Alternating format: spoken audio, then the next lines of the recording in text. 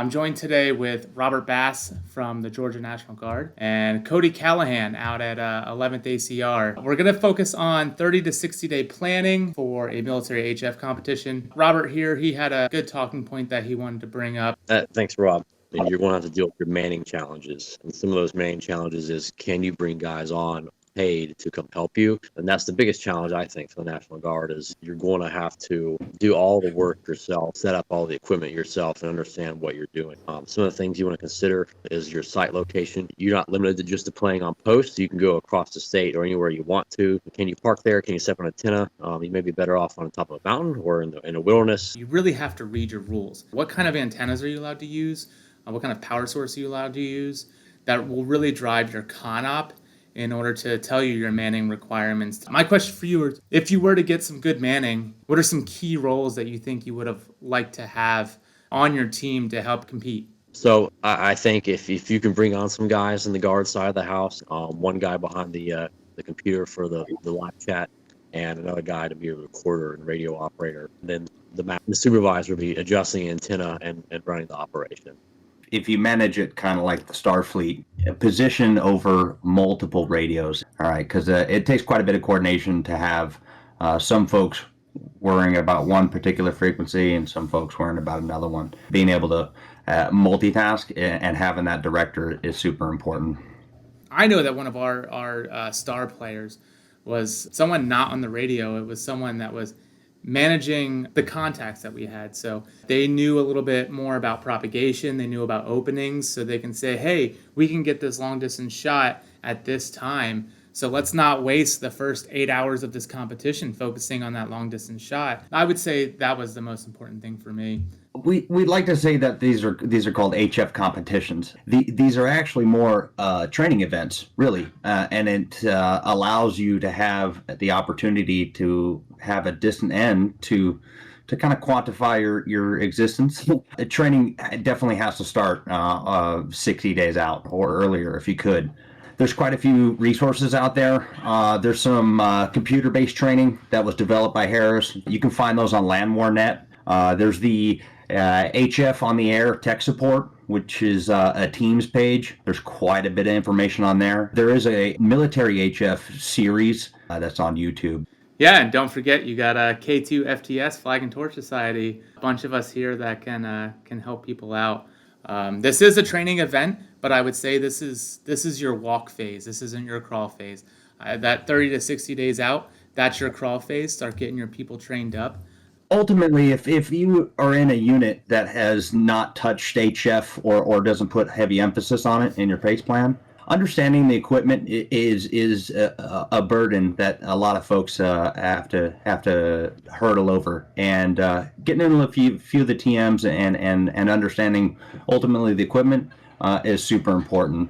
So Cody, what do you think is the hardest thing to train for? The most difficult thing on D-Day, the authentication table. We usually say loud and clear, which is great. There's quite a unique language that we discuss when we're on the radio. Getting those authentication tables down is not something to have last minute. The hardest thing to do is understanding that preparatory work is going to make and break you. You can't make decisions on the ground where to put stuff. You have to plan it out. Like, hey, this is the site, this is where the power is going, this is where the antenna is going. So when you show up, you're doing all the work. You got to be the jack of all trades. You got to set up the antennas. You got to run the radio. You got to get on the your laptop, find a Wi-Fi source or your phone, a hotspot, and talk to the people and do everything at once. And that's the biggest challenge for the National Guard guys. And we realized that the more you grew the family and got more people involved, just the more proficient you became. One of the funniest hurdles to jump over is just getting soldiers on the radio or service members on the radio. They're not on it as often as we'd like them to be. Getting that stage fright out of the way definitely helps, and that's why we advocate amateur radio, because you can get on the radio a lot more often. Now it's on to my point, and I got to rep the Spectrum family because it was my last life. So I will be operating some competitions abroad in the world. We get certain frequencies from whatever competition is being held. They will publish an SOI or any sorts of frequency that they're going to be operating on. That doesn't mean you're authorized those frequencies in your country. You have to go through the Spectrum process in order to get frequencies authorized for you to use based on where you're at. And you can reach out to the organization that's running it and say, hey, can I get a list of the frequencies? I need to put it in for, XYZ country that I'm working out of. Now you might do this process and you'll get a response back from the host country that you're in, and they'll say, well, I can't get you those frequencies, but I can give you these frequencies. That isn't a complete loss. That's kind of a win. And what happens here is you have to work split frequencies. That's where you're going to transmit on one frequency, which you're authorized, but you're going to listen on another frequency that someone else is operating on. That is a huge point that I want to put across, because the spectrum process it can take so long because so many echelons that it has to get through. I know that these HF competitions, they've already kind of done the coordination for the exercise itself, for the frequencies. But what do we do in units if we want to utilize frequencies for our own training and build our own HF plans? Yeah, I think one of the most important questions to ask is, what frequencies do we have? What are we authorized? And the first person to go through is a spectrum manager. Find your spectrum manager.